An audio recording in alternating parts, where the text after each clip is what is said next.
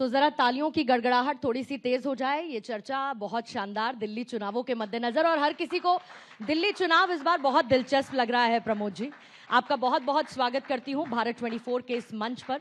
Vision of new India की बात करते हैं, और जब हम विजन ऑफ न्यू इंडिया की बात करते हैं तो उसमें सरकारों का बड़ा रोल होता है। आप कांग्रेस के साथ एक लंबे समय से जुड़े रहे, यूपीए 1, यूपीए 2 और अब इंडी अलायंस, क्योंकि सब लोग साथ साथ चल रहे हैं। लेकिन दिल्ली चुनावों में आजकल एक सवाल बड़ा उठ रहा है, और वो सवाल ये है कि आखिर हम साथ साथ हैं से ये रिश्ता क्या कहलाता है तक आप और कांग्रेस का गठबंधन कैसे पहुंचा? बड़ी सीधी सी बात है। गठबंधन जब हुआ था सबने एक्सप्लेन किया, मैं दोहरा देता हूं। आगामी लोकसभा के चुनाव के लिए हुआ था, उसके लिए हम लोग एक हुए थे। पर उसमें भी देखिए ना, पंजाब में कोई सीटों का समझौता नहीं हो पाया था आपके साथ, पर विधानसभा में बहुत सी जगह ऐसी जहां नहीं हो पाया समझौता। इसके पहले पंजाब में भी नहीं हो पाया था। तो ये कोई बहुत अस्वाभाविक या ऐसी बात नहीं जिसकी इतना ज्यादा तूल पकड़ा जाए। अब मैं आज पढ़ रहा था, देख रहा था चैनल्स को, तो रिपब्लिकन पार्टी जो मंत्री हैं उनके, वो भी लड़ा रहे हैं। 22 सीटों पे लड़ा रहे थे, कुछ कम हो गया। एनसीपी महाराष्ट्र में समझौता इनका था, इनसे भी था, पर वो भाजपा यहां लड़ रही, उसके खिलाफ लड़ रहे हैं। तो जो रिश्ता वो कहलाता है, वही रिश्ता ये कहलाता है कि लोकसभा के लिए बना था, उसमें सफल रहे हम। पहले दूसरे राउंड में अगर ये गड़बड़ियां न होती तो शायद हमारी सरकार होती। लेकिन इसके साथ साथ एक राष्ट्रीय पार्टी, और वो भी सेकंड लार्जेस्ट पार्टी होने के नाते सर, ऐसा क्यों है कि स्टेट्स में कांग्रेस को इस बात का दबाव रहता है कि वो छोटे भाई की भूमिका में रहे? ऐसा क्यों लगता है कि सीटें मांगते वक्त आपको एक डोमिनेटिंग नेचर से डील करना पड़ता है? कहने का मतलब, उत्तर प्रदेश की अगर बात करें तो ये कहा गया कि भाई आप लोग ज्यादा सीटें चाहते थे, वहां पर आपको नहीं मिली। हरियाणा में आपके ऊपर आरोप लगा कि आप शायद गठबंधन के साथ लड़ते तो बहुत अच्छा होता। पंजाब में भी यही सिलसिला देखने को मिला, महाराष्ट्र में भी कुछ इसी तरीके की स्थिति देखने को मिली। तो ऐसे में क्यों हमेशा कांग्रेस को कम सीटों के साथ सेटल करना पड़ता है, despite of being the second largest national party? देखिए, जब विधानसभा में सीटों का समझौता होता है तो किसी भी समझौते के लिए कुछ आधार होते हैं, कुछ सिद्धांत होते हैं, कुछ गाइडलाइंस होती है। जो पार्टी जहां जितनी सशक्त है, अगर उसी रेशियो में वो सीटें ले तो निश्चित रूप से परिणाम बेहतर आते हैं। यहां हमने कभी विधानसभा में ये नहीं कहा कि दिल्ली में हमारा गठबंधन होने जा रहा है, या हमने ज्यादा सीटें उत्तर प्रदेश में मांगी थी, ऐसा हमने कभी कहा नहीं। वहां बाई इलेक्शन यूपी सरकार का जो रिकॉर्ड है उत्तर प्रदेश का, वो तो बस रामपुर हुआ था चुनाव, बाई इलेक्शन हमने देखा था कि वहां विरोधियों का वोट न पड़ने पाए, इसके लिए भाजपा के साथ पूरी सरकार खड़ी हो जाती है, पुलिस खड़ी हो जाती है, प्रशासन खड़ा हो जाता है। क्योंकि यहां भी जो सीटें खाली हुई हैं उनमें ज्यादातर जगहों पे, मैं सभी की बात नहीं कर रहा, ज्यादातर जगहों पे सापा के या तो सिटिंग एमएलए थे, या पिछले चुनाव में वो नंबर 2 रहे थे। तो हमने वो सीटें उनको इस शर्त के साथ दी हैं कि हम भरपूर आपका सहयोग करेंगे, और हम कर भी रहे हैं। एक सीट का मिल्कीपुर का चुनाव चल रहा है, वहां भी कांग्रेस पार्टी पूरी ताकत से लड़ेगी और साथ देगी। दिल्ली चुनावों पर आ जाते हैं सर। दिल्ली चुनावों में कांग्रेस इस बार जी तोड़ कोशिश कर रही है, और ये कहा भी जा रहा है कि आप लोग बड़ी अग्रेसिव कैंपेनिंग कर रहे हैं ऑन ग्राउंड। लेकिन वहीं दूसरी तरफ जिनके साथ आपका लोकसभा में गठबंधन था और विधानसभा में आप अलग लड़ रहे हैं, आम आदमी पार्टी, वो ये कहती है कि आप बीजेपी की बी टीम हैं। और आपकी वजह से फायदा बीजेपी को होगा। आपका आकलन क्या है? कांग्रेस की वजह से फायदा कांग्रेस को होगा, बीजेपी को होगा, या आम आदमी पार्टी को नुकसान होगा? कांग्रेस से के अलग लड़ने से फायदा सिर्फ दिल्ली की जनता को और कांग्रेस को होगा। अब इसके पहले तो हरियाणा में भी गठबंधन नहीं हुआ था आम आदमी पार्टी से, तो क्या हम ये कह दें कि वहां वो भारतीय जनता पार्टी की बी टीम थी? तो जिम्मेदारी से अगर बात की जाए तो हर पॉलिटिकल पार्टी अपने भले के लिए चुनाव मैदान में उतरती है। हम 3 बार इसके पहले शीला दीक्षित जी के नेतृत्व में यहाँ सरकार बनाई थी। ढेर सारे वायदे, ढेर सारी उम्मीदों के साथ केजरीवाल जी आए थे, पर गंगा तो आज भी आचमन योग्य जमुना नहीं बनी। सड़कों की हालत पहले से ज्यादा खराब हुई है, विकास की गति रुकी है, और पॉल्यूशन के लिए मैं एक को जिम्मेदार नहीं मानता। मैं केंद्र की सरकार भाजपा को भी जिम्मेदार मानता हूं और केजरीवाल जी को जिम्मेदार मानता हूं। 3-4 साल, 5 साल में 3-4 साल हमने क्या देखा? दोनों एक दूसरे की टांग खींचते रहे। अगर मिलकर उन्होंने दिल्ली की जनता का हित बेहतर समझा होता तो शायद जहरीली हवा में, जो दुनिया का सबसे प्रदूषित शहर बन गया था कुछ दिनों के लिए, दिल्ली में जनता को ये कष्ट नहीं झेलना पड़ता।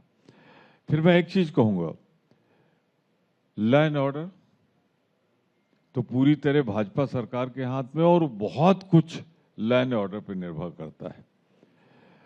इतनी बुरे हालात दिल्ली के जो आज हैं, गैंगवार, रैंसम, जिस तरीके से हत्याएं, ऐसा दौर तो कभी दिल्ली ने नहीं देखा था।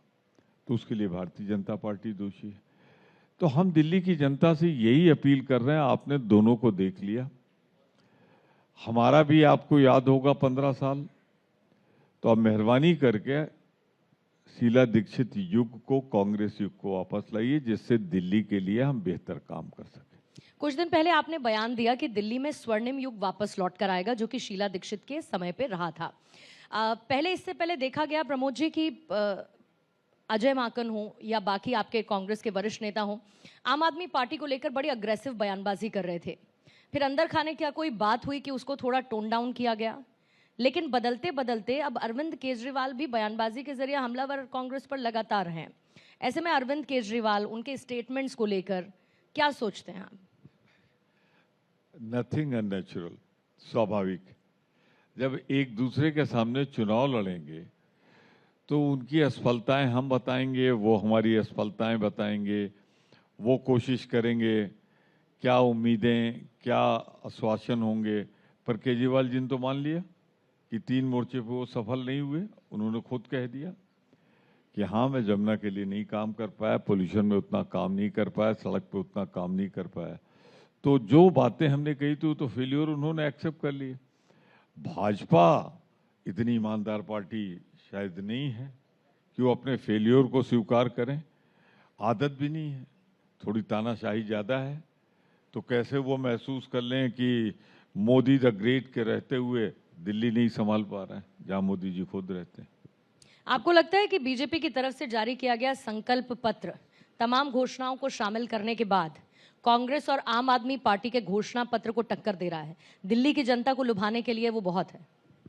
पहली बार नहीं कर रहे हो।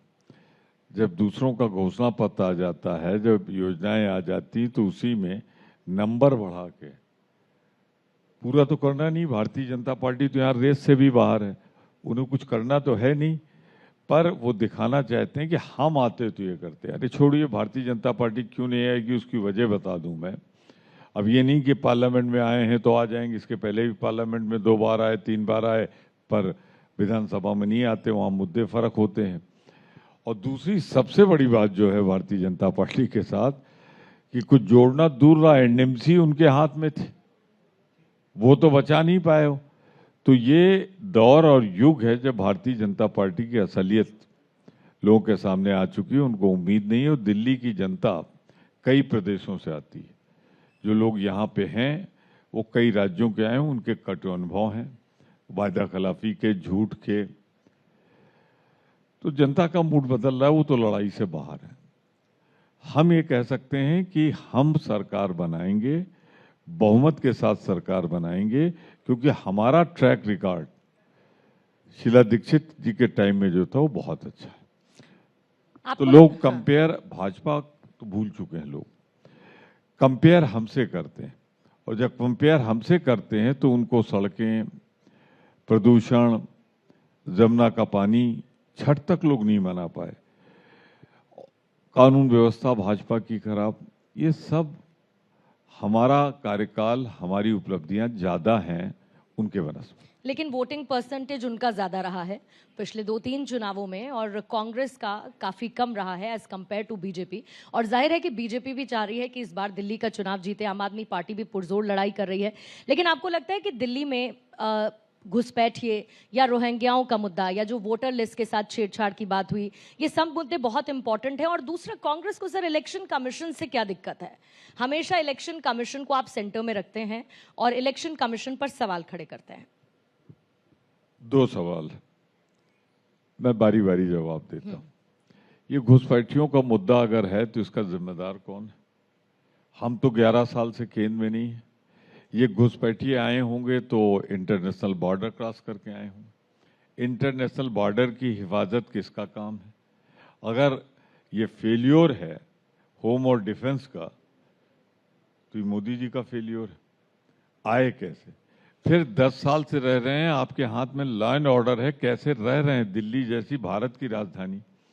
अब आज सुबह एक न्यूज़ है, महाराष्ट्र पुलिस ने डिस्क्लोज किया है कि जो सैफ के घर में पकड़ा गया है, जिसने अटेम्प्ट टू मर्डर किया था, नाम अभी तक 5-6 बताए जा रहे हैं, इसलिए मैं नहीं ले रहा हूं, तो वो भी घुसपैठिया है। तो ऑल द वे वो बंगाल से इंटरनेशनल बॉर्डर क्रॉस करके चलता आया, न जाने कितनी भाजपा शासित राज्य मिले, और जहां रह रहा है वहां भी तो पिछले 5-7 साल से 6 महीने पहले आया है जो पुलिस का संवाददाता सम्मेलन है। तो 6 महीने से राज किसका था? सरकार किसकी थी केंद्र में और प्रदेश में? तो कौन जिम्मेदार है? तो घुसपैठियों की जहां तक बात है, अगर हैं तो निश्चित रूप से उसके लिए दोषी भारतीय जनता पार्टी है। दूसरा आप क्या कह रही हैं? दूसरा सवाल मैंने पूछा कि इलेक्शन कमीशन से कांग्रेस को क्या दिक्कत है? हमें ही नहीं, अब तो मतदाता भी शिकायत कर रहा है जो कुछ महाराष्ट्र में हुआ, और मैं प्रत्यक्षदर्शी हूं। जिस तरीके से मैंने भी अपनी जिंदगी में 11 चुनाव लड़े, एक बात मैंने पहली बार देखी है जब से भाजपा आई है, वोटर लिस्ट में पेज के पेज डिलीट हो जाते हैं, वोटर्स के कट जाते हैं। अब मैं इस पे नहीं जाऊंगा कि वो किस धर्म के, किस संप्रदाय के, किसके ट्रेडिशनल वोटर है। फिर जिस तरह पार्लियामेंट सबसे इंपॉर्टेंट चुनाव होता है, पहले दूसरे राउंड में कई दिन बाद 5 करोड़ बढ़े हुए वोट बताए गए। महाराष्ट्र में जितना परसेंटेज शाम को 5 बजे था, वो चुनाव तक आते आते कितने परसेंटेज बढ़ गए? पार्लियामेंट में तो लगभग 5 करोड़ वोट बढ़े, और वही 5 करोड़ वोट अगर आप माइनस कर दें तो दिल्ली में सरकार ही नहीं होती, केंद्र सरकार ही नहीं होती। तो इलेक्शन कमीशन पे से हम सवाल ना उठाएं तो किससे उठाएं? और अब ये सवाल सिर्फ पॉलिटिकल पार्टीज नहीं उठा रही, ये सवाल तो अब आम जनता में, अब ऑफ द रिकॉर्ड पत्रकार भी कहते हैं, ऑफ द रिकॉर्ड सरकारी कर्मचारी भी कहने लगे हैं, लेकिन मोदी के राज में कौन बोलेगा? पर हम लोग बोलेंगे, क्योंकि हमारा काम है, विपक्ष में है, बोलेंगे हम। लेकिन इलेक्शन कमीशन आपके इन आरोपों पर जवाब अपनी प्रेस कॉन्फ्रेंस के दौरान दे चुका है, और साथ ही ये भी कहा है कि आपको कोई अगर भ्रम है तो आइए हमें लिखित में दीजिए और उसका जवाब देना हमारी जिम्मेदारी है, लेकिन जनता के बीच में जाकर भ्रम की स्थिति मत पैदा करिए, एक नैरेटिव बिल्टअप करने की कोशिश मत करिए सिर्फ इसीलिए कि आपकी पॉलिटिक्स चलती रहे। ये इलेक्शन कमीशन का जवाब है, हालांकि उन्होंने तो शायराना अंदाज में दिया था, मैंने उनको शब्दों में पिरोया है। सवाल ये है कि प्लेन लैंग्वेज में, भाषण में, संवाददाता सम्मेलन का जवाब तो नहीं हो सकता, प्रेस कॉन्फ्रेंस नहीं हो सकती, तो शेरो शायरी करते हैं, और शेरो शायरी के पीछे वो बहुत कुछ छिपाना चाहते हैं। मैं सिर्फ इतना कहना चाहता हूं कि भारत के इतिहास में जैसा इलेक्शन कमीशन आज है, सवालों के घेरे में, ऐसा पहले कभी नहीं रहा है। इसमें निश्चित रूप से उन पर ढेर सारे सवाल उठे हैं और आज ये हिंदुस्तान के गांव में बात होने लगी है, शहरों में बात हो रही, कोने कोने में बात हो रही कि इलेक्शन कमीशन बहुत कुछ जाने अनजाने वही करता है जो भाजपा चाहती है। आपने कहा कि शीला दीक्षित के दौरान जो समय रहा, जो जिस तरीके का काम दिल्ली में हुआ, वो स्वर्णिम युग वापस आएगा, लेकिन स्ट्रैटेजी क्या है सर कांग्रेस की? क्योंकि कांग्रेस के लिहाज से अगर देखा जाए तो उनको निश्चित तौर पर बहुत मेहनत करनी होगी।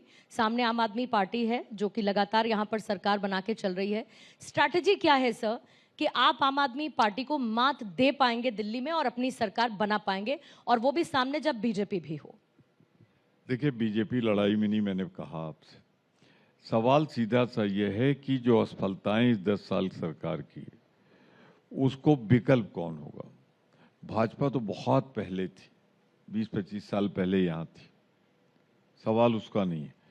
तो लोगों को अगर इमीडिएट कुछ याद आ रहा है तो वो शीला दीक्षित की सरकार, कांग्रेस की सरकार याद आ रही है। दूसरा, मैं आपसे कहना चाहता हूं कि जितना सिस्टमेटिक,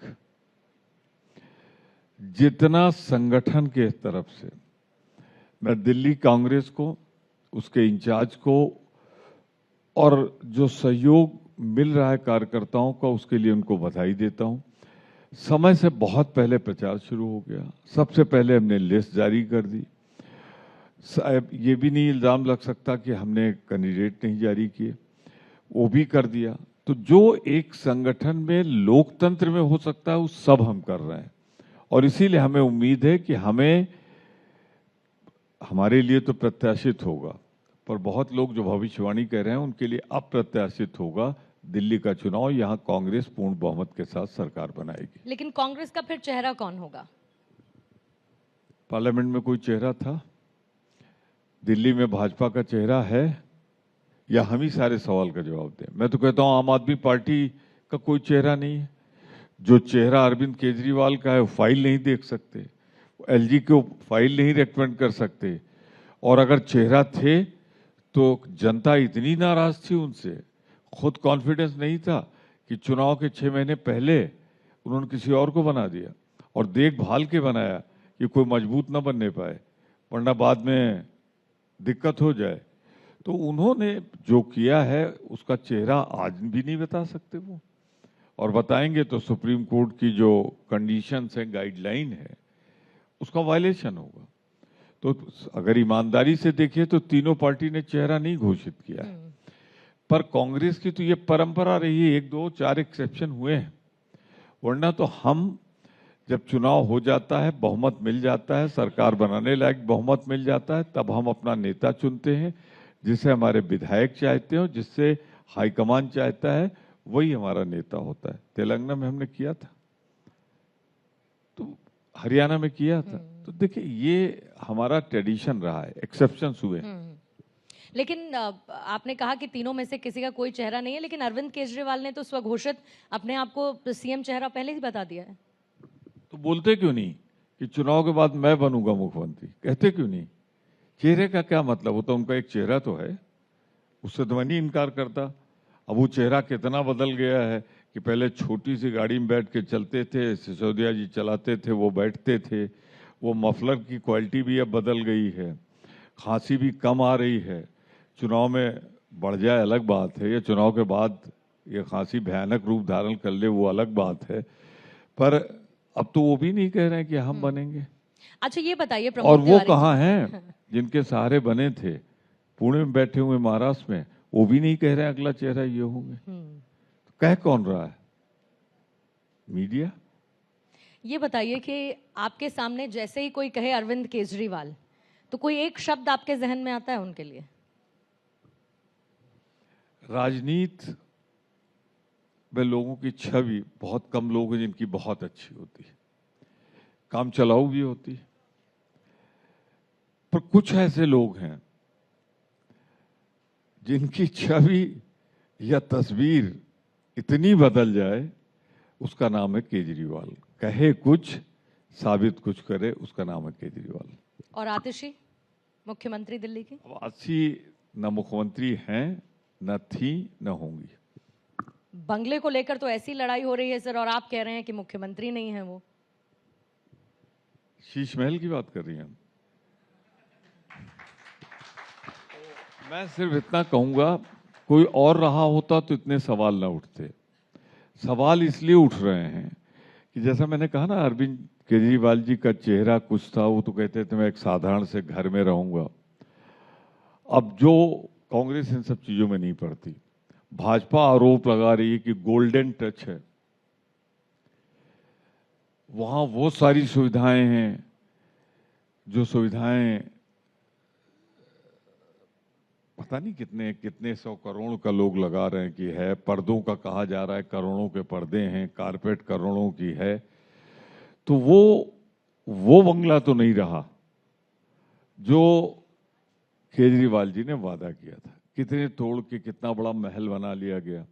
अब शीश महल की बात चल रही है तो एक दूसरा महल भी है, उस पे केजरीवाल जी लगा रहे हैं। तो मैं ये मानता हूं कि मुख्यमंत्री और प्रधानमंत्री की घर में सुरक्षा होनी चाहिए। चलिए, प्रधानमंत्री जी तो अपना चश्मा देख लीजिए, कलम देख लीजिए, तो तस्वीर साफ हो जाती है।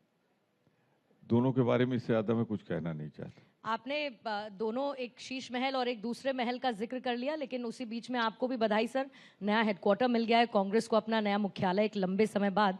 लेकिन मैंने आपसे सवाल पूछा था कि आतिशी जी का नाम आते ही आपके मन में कोई एक शब्द आता हो तो उसका जिक्र करिएगा। अरविंद केजरीवाल का तो आपने कर दिया। महिला कोई है, और राजनीति में बड़ा सम्मान करता हूँ, हर जगह महिलाओं का सम्मान करता हूँ, तो मैं उनके लिए कुछ सच नहीं बोलना चाहता। बस कुछ रिश्ता बनारस से, वहां कुंडली बहुत देखी जाती है जी। कुंडली में कोई ग्रह रहा होगा 2-4 महीने का, 5 महीने का, जो उन्होंने उम्मीद भी नहीं की थी, सोचा भी नहीं था। एक बात जरूर कहूंगा कि नया हेडक्वार्टर मिल गया। साहब, हमें तो 70 साल के सारे इल्जाम झेलने के बाद, जो है नहीं 70 साल, कुछ कमी है, हम अपना एक हेडक्वार्टर नहीं बना पाए। लोगों ने शीश महल बनवा लिए। भारतीय जनता पार्टी ने दिल्ली का 5 स्टार फैसिलिटी, लोग कहते हैं 7 स्टार फैसिलिटी के साथ बना लिया, क्योंकि मैंने अंदर से देखा नहीं कभी उसे, चंद दिनों में। और आप प्रदेश के कार्यालय इनके देख लीजिए, जिलों के कार्यालय देख लीजिए। मैं समझता हूं कि one of the richest party जो हैं वर्ल्ड में, उनके पास भी वो कार्यालय नहीं होंगे जो होंगे। हमने तो कैसे बनवाया है और कितना साल लगा है, कि ये भी खतरा हो गया था, नोटिस मिल गई थी कि अब आपको हम बेदखल कर देंगे। तो बनाने में साहब लंबा समय लगा, और हमने एक काम चलाऊ बना लिया है। अच्छा है। मैं खुद था 15 तारीख को, मैंने खुद देखा है। मैं धन्यवाद दूंगा सोनिया जी को जिन्होंने शुरुआत की, धन्यवाद दूंगा उन सारे लोगों को जो इसमें लगे रहे, और ये हमारी बहुत बड़ी आवश्यकता को पूरी करेगा। राजनीतिक भवन कैसे होना चाहिए उसे देख लें। बस अंतिम सवाल लेके इस चर्चा को सर समाप्त करूंगी। मैंने नहीं कहा अंतिम। हाँ। आप पूछना चाहें तो अंतिम कर दें। बिल्कुल, मेरे सामने टाइम्स अप है, तो इसीलिए मैं समय की बाध्यता को समझते हुए बस अंतिम सवाल लेते हुए चर्चा को खत्म करूंगी। क्या, क्योंकि अभी आपने ज्योतिष और कुंडली का जिक्र कर दिया था, तो ज्योतिष और कुंडली भविष्य के लिए इंडिया अलायंस में राहुल गांधी के चेहरे को बरकरार रख रहा है, या उनको बेदखल करते हुए कोई और चेहरा आ रहा है? मैंने आपसे फिर कहा, जो आदमी कन्याकुमारी से कश्मीर तक कदमों से जिसने धरती नाप दी, लोगों से मिला, जिस तरह के, वो नहीं है टेलीप्रिंटर लगा के पढ़ने वाला नेता नहीं, कि टेलीप्रिंटर हट जाए तो भाषण वहीं रुक जाता है। सिंगापुर में राहुल जी ने कभी ऐसा नहीं किया कि बीच में टेलीप्रिंटर जहाँ से गड़बड़ हुआ तो इंटरप्रेटर ने सारा भाषण ही उनका बता दिया। तो वो वाले नेता नहीं है। थॉट प्रोवोकिंग बातें करते हैं, जो विपक्ष में करना चाहिए करते हैं। मैं तो उनके हर स्टेटमेंट को डिफेंड करने को तैयार हूं। आप कोई स्टेटमेंट उनका बताइए, वो पढ़ लिख कर, अब गलती ये है कि राजनीति में आजकल जरूरत से ज्यादा ईमानदार है और ईमानदारी से अपनी बात कह देते हैं, तो वो निसंदेह हमारे सर्वाधिक लोकप्रिय चेहरे हैं, उनमें संभावनाएं हैं, सारी बातें हैं उनमें, तो वो हमारे नेता थे, हैं और रहेंगे। बस जल्दी से सर एक नंबर और दे दीजिए, दिल्ली चुनावों में 70 में से कितनी सीटें कांग्रेस लेकर आ रही है अनुमानित? जिसमें 2/3 बहुमत के साथ हम सरकार बना सकें। आपको बहुत बहुत शुभकामनाएं, all the best Sandeep ji, बहुत बहुत शुक्रिया, माफी चाहूंगी सर। एक बार जोरदार तालियां हो जाएं जरा। ये चर्चा रही और कांग्रेस की किस तरीके की रणनीति रहेगी उसको लेकर हमने चर्चा की। Pramod ji, thank you so much. Bharat और भारत परिवार को बहुत बहुत धन्यवाद, आपने मुझे बुलाया, मौका दिया और बेबाकी से आपने सवाल पूछे। कोई विषय पहले से मुझे मालूम नहीं था, जितना बन सका मैंने जवाब दिया आपको। और मैं ये कहना चाहता हूँ कि होना चाहिए, मैंने ऐसी किसी की आलोचना भी नहीं की, ऐसा कोई बात भी नहीं कही जो शायद आपको ना पसंद आई। नहीं, आप सबका बहुत बहुत धन्यवाद। बेबाकी की उम्मीद की जाती है sir. Thank you so much for joining. Thank you so much sir.